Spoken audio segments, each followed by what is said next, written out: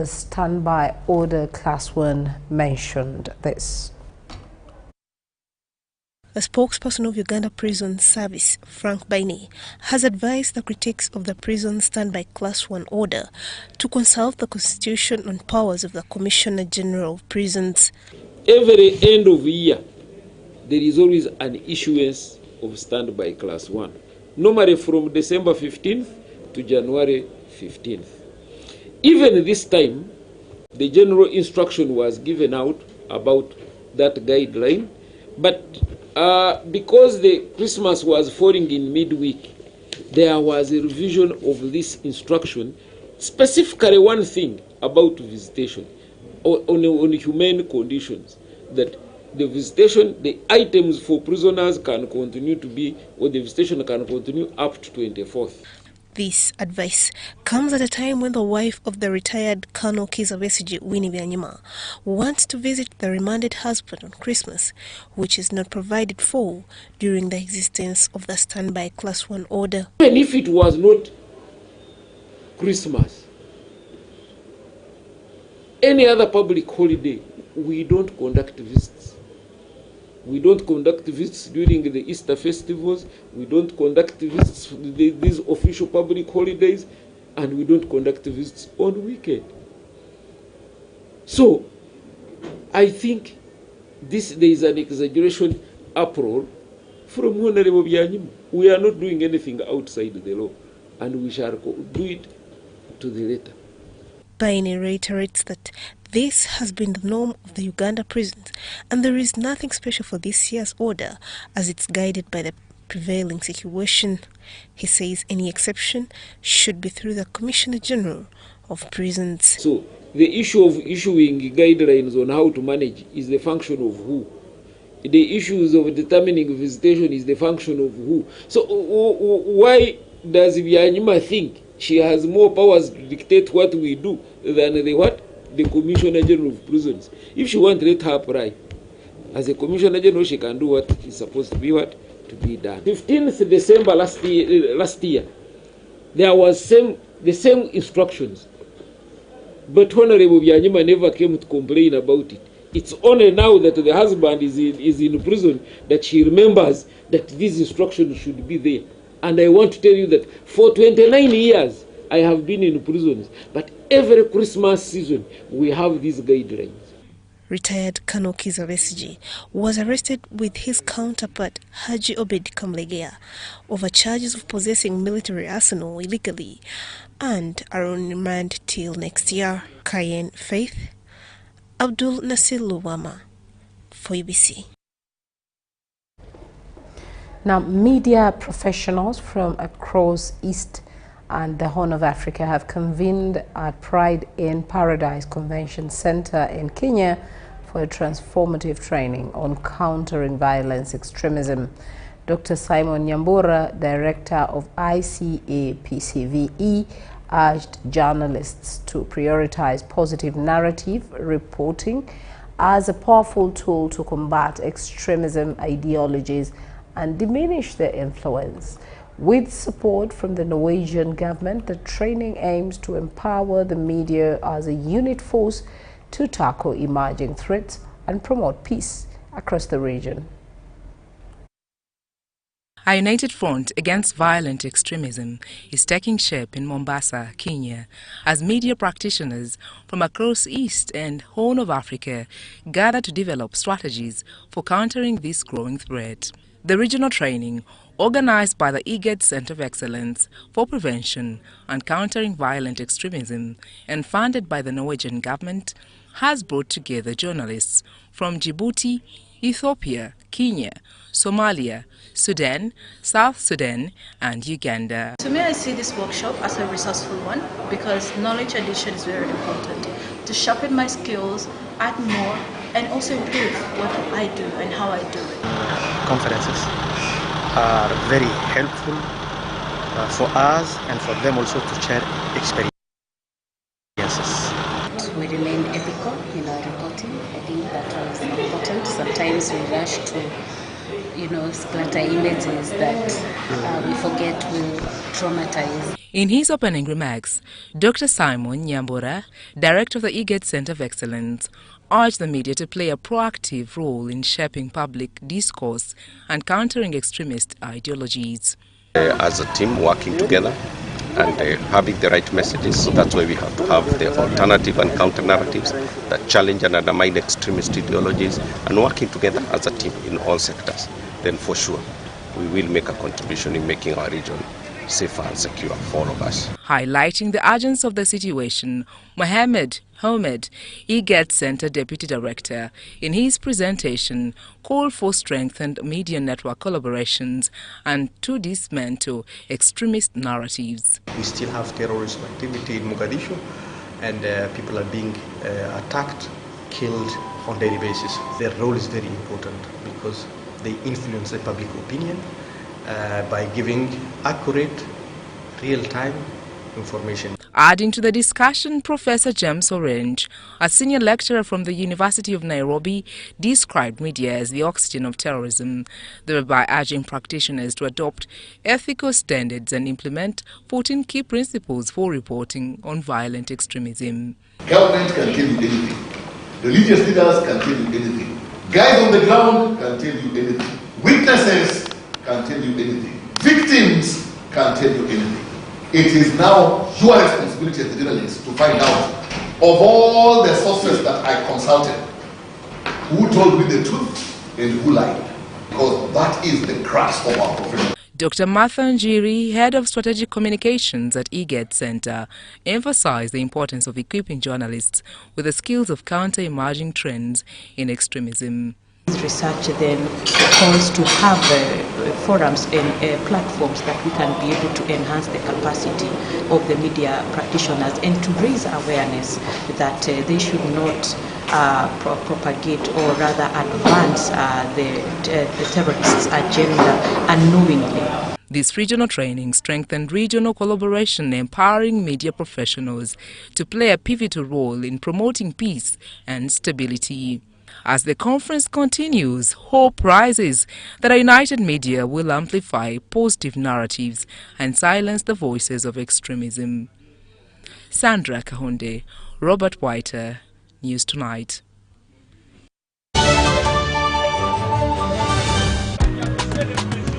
You used to tell me that I don't make you happy. All that time you would be complaining. I'll call you every day, yeah yo, baby don't know. You can now get all the Chibuzi out with MTN voice bundles. Call all networks Kubei Dondoro. Buy a 25-minute voice bundle for only 1,000 or buy any daily voice bundle of your choice. Dial *100 *21 hash and select daily or use the My MTN app. When we talk together, we are unstoppable.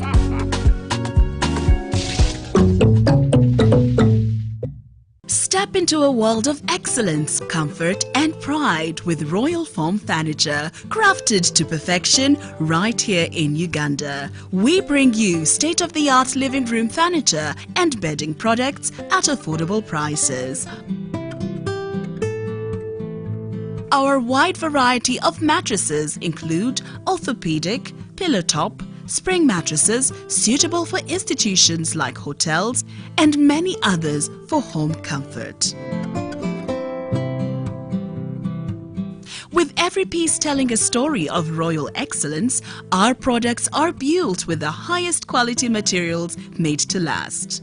Experience royalty with Royal Foam Furniture, proudly made in Uganda, so buy Uganda and build Uganda. Visit our showrooms at Ginger Road, Chambogo Junction, Bukota Chisasi Road, and on Victoria Mall, Entebbe, on the first floor.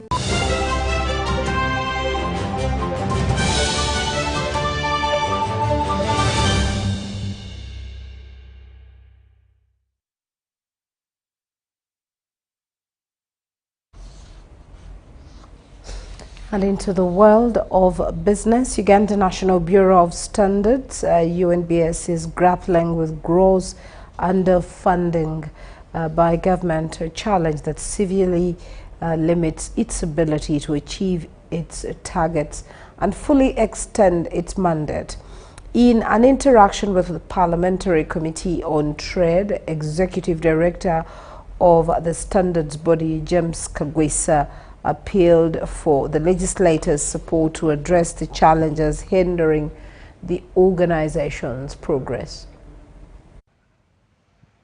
Uganda National Bureau of Standards needs more resources in order to fulfill its mandate and effectively contribute to Uganda's social and economic development. As a bureau, we are now changing of our modus operandi, and to the extent we require more support in financing. Previously, we've been demanding the public and the business community to meet our stringent standards so that we reduce the substandard and fake goods on the market. But our new approach is that we are going to handhold our SMEs and take them through the process, support them to meet the standards and the quality of the products that we require them to have. That will help our SMEs to be competitive. This appeal was made during a meeting with members of the Trade Committee of Parliament who visited UNBS premises as part of their oversight role. We need money to make sure that we interact with the international community that imports our products and also checks our measurements.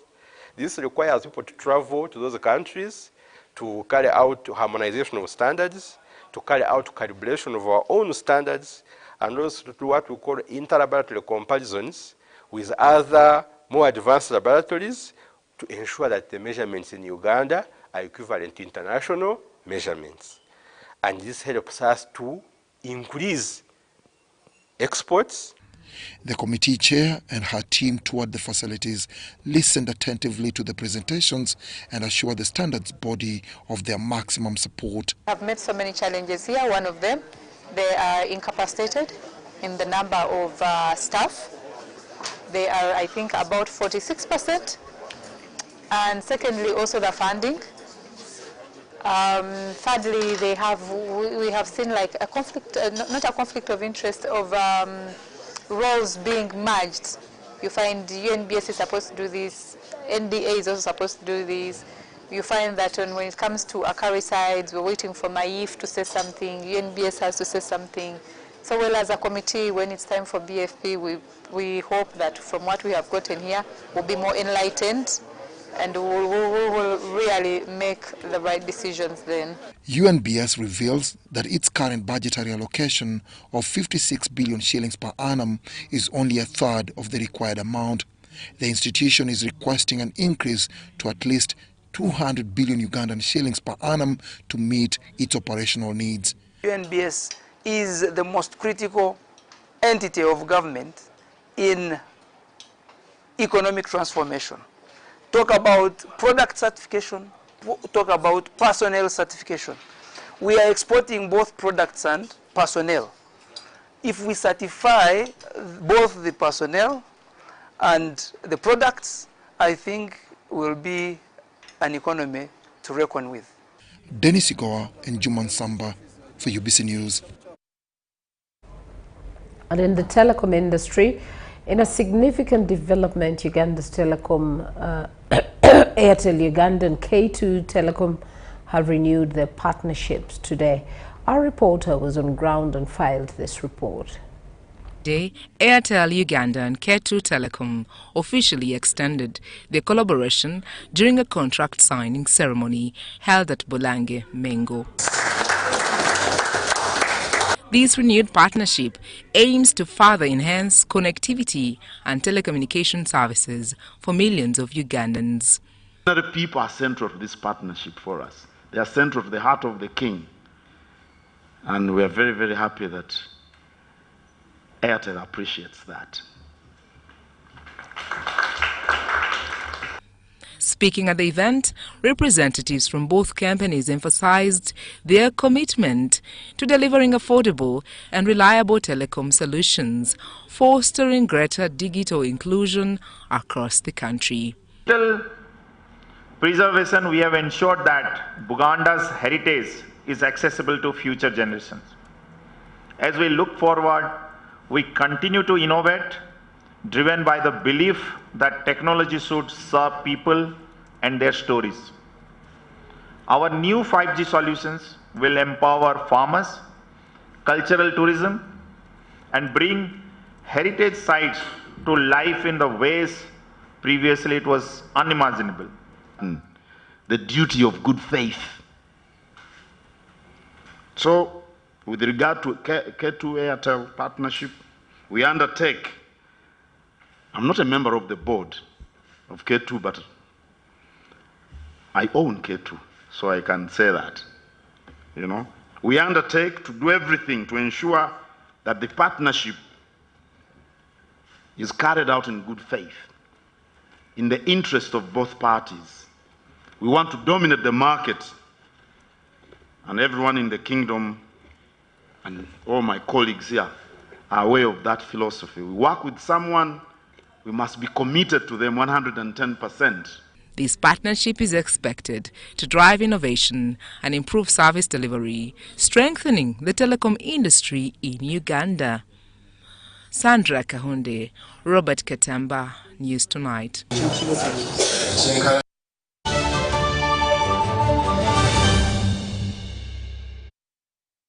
And lastly, before we sign out, let us delve into the world of sports, where the Confederation of Africa Football Association, President Patrice Motsepe, is impressed by the strides Uganda's taken in the readiness to host the championship of Africa nations next year. I have been getting reports on an ongoing basis. CAF has been getting reports. I must say I'm very proud of the excellent work that Samson, I'm very, very proud. From CAF to, we've got people who have been here permanently over the last few weeks, over the last few months in fact, and they'll be here up until February, until the end of the competition. So they've been giving us feedback on the progress, on the challenges, on the good work that has been happening, and where are those areas where we need to accelerate. I leave Uganda being excited, being confident. The good work has been done. The stadium is in excellent condition. I also saw the training field for the national teams that will be here. There's work going on on two other training fields. I really want to thank my brother, President Magogo, for the leadership, for the hard work and for the cooperation, and thank the whole of the leadership of football in Uganda. It's also appropriate for me to express my deep personal gratitude and the gratitude of the 54 nations in Africa whose football federations are part of CAF, to President Museveni, to the government of Uganda, the people of Uganda, for the good work they've done to upgrade the infrastructure, the stadium. We are going to have a very successful CHAN, African Nations Championship competition in February.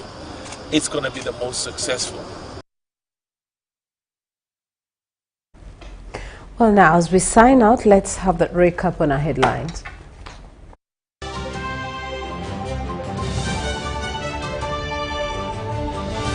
Brought to you by Greenergy Ethanol Stores and Fuel. Enjoy cleaner, healthier and affordable cooking. Cook your food in less than 2,000 shillings per day. No charcoal. Stop deforestation. We are looking for agents across Uganda. Greenergy, Bible Corner.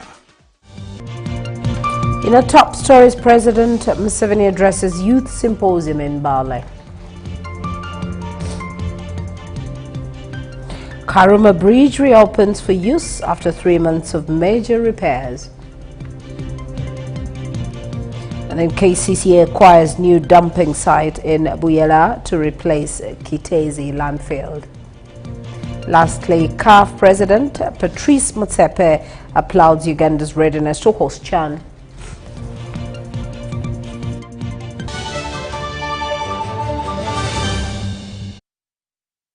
That's it from us. Once again, thank you for choosing us and allowing us into your space. For now, we're going to take a short break, and then we will return at 10 o'clock with another bulletin. My name is Patricia Lukoma.